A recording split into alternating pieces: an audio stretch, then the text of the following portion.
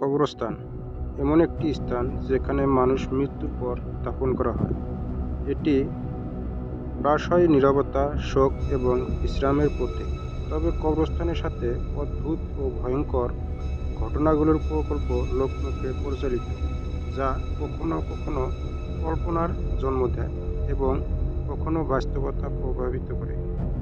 এই ভয়ঙ্কর ঘটনাগুলোর পিছনে আছে নানা ধরনের কিংবদন্তি, সংস্কার ও আত্মিক ধারণা। সন্ধ্যা বা রাতের কবরস্থান সম্পর্কে বহু মানুষই অস্তিত্ব বোধ করে। কবরস্থানের চারপাশে ঘন গাছপালা, শীতল বাতাস আর সেই সঙ্গে গভীর নীরবতা মানুষের মনে ভয়ের সৃষ্টি করে। রাতের বেলায় কবরস্থানে যাওয়ার সাহস খুব কম মানুষেরই দেখায়, কিন্তু অনেকেই বলে যে রাতের কবরস্থানে বিভিন্ন মোহাম্মদ নামের এক ব্যক্তি একটি কবরস্থানের তত্ত্বাবধায়ক ছিল। তিনি প্রতিদিনের মতো একদিন গভীর রাতে সেখানে কাজ করেছিলেন। কবরস্থান ছিল শহর থেকে একটু দূরে, চারপাশে কোনো বাড়ি বা দোকানপাট ছিল না। সেদিন হঠাৎ তিনি একটি অদ্ভুত শব্দ শুনতে পান, যা একটি মৃত কাঁপুনির মতো শোনাচ্ছিল।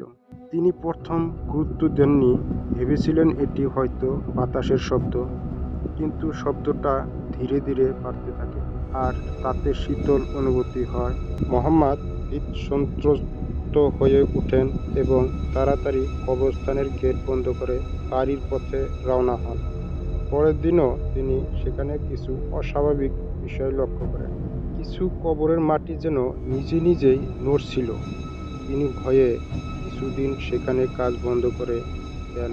পরে এলাকাবাসী সেই রাতে কবরস্থানের আশেপাশে অদ্ভুত কান্নার শব্দ শোনার দাবি করে। আসমা নামের এক মহিলা এক রাতে তার ছেলেকে খুঁজতে কবরস্থানের পাশের রাস্তা দিয়ে হাঁটতে যাচ্ছিল। হঠাৎ তিনি দেখতে পান কবরস্থানের ভিতর থেকে একটা ছায়ামূর্তি তার দিকে এগিয়ে আসছে। প্রথমে তিনি ভেবেছিলেন এটা হয়তো কোনো মানুষ, কিন্তু যতই সেটি তার দিকে এগিয়ে আসছিল ততই স্বাভাবিক কিছু অনুভব করছিলেন। ছায়ামূর্তি ছিল লম্বা, কিন্তু কোনো মুখ বা চোখ দেখা যাচ্ছিল না। আসমা দ্রুত সেখান থেকে পালিয়ে যান এবং সে রাতে ভয়াবহ স্বপ্নের জর্জরিত হন। পরবর্তী দিন তিনি সেই ঘটনা তার বন্ধুদের জানান। এলাকার কয়েকজন পুরানা মানুষ এই ধরনের ঘটনার কথা আগেও শুনেছেন। তারা বলেন কবরস্থানের কাছে গভীর রাতে ঘোরাফেরা করলে অতৃপ্ত আত্মাদের সাথে দেখা হতে পারে, যাদের মৃত্যু হয়েছিল অত্যন্ত যন্ত্রণাদায়ক অবস্থায়। পুরনো কবরস্থানের গোপন রহস্য কি? তার মানে অনেক পুরনো কবরস্থানে বহুদিন ধরে অজানা কারণে বিভিন্ন রহস্যময় ঘটনা ঘটে। বিশেষ করে কিছু কবরের চারপাশে দেখা যায় অদ্ভুত আলোর ঝলকানি বা ছায়ামূর্তির আবির্ভাব। একবার একদল কিশোর কৌতূহলবশত সেই ধরনের এক পুরনো কবরস্থানে রাতে প্রবেশ করেন।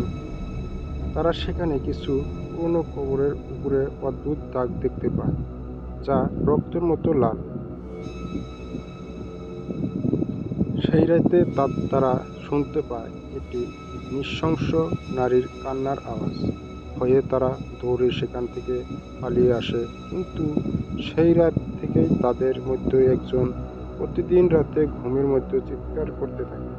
সে বলে একজন বয়স্ক মহিলা প্রতি রাতেই তার স্বপ্নে আসে এবং কবর থেকে বেরিয়ে আসার চেষ্টা করে। পরে জানা যায় সেই কবরের নিচে এক মহিলাকে জীবিত কবর দেওয়া হয়েছিল, যা ছিল একটি ভয়াবহ অপরাধ। রাতের কবরস্থানে কিছু মানুষ অশরীর কণ্ঠস্বর শোনার দাবি করেন। একবার রুবেল নামে এক ব্যক্তি বন্ধুদের সাথে কবরস্থানের পাশ দিয়ে যাচ্ছিলেন। তারা মজা করছিল, হাসছিল এবং কবরস্থানের ব্যাপারে ভয় নেই বলে সাহস দেখাচ্ছিল।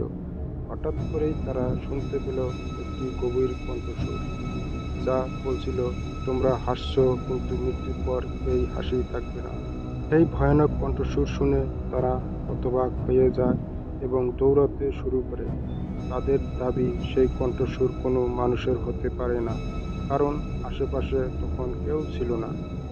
কবরস্থানের ভয়ঙ্কর ঘটনা কেবল কল্পনা নয়, কিছু কিছু ক্ষেত্রে এটি মানুষের মৃত্যু ভীতি, অজানার ভীতি এবং ধর্মীয় বিশ্বাসের সঙ্গে জড়িত। অনেক সংস্কৃতিতেই বিশ্বাস করা হয় যে মৃত্যুর পর মানুষের আত্মা কোনো না কোনোভাবে জীবিত মানুষের সাথে যোগাযোগ করতে পারে।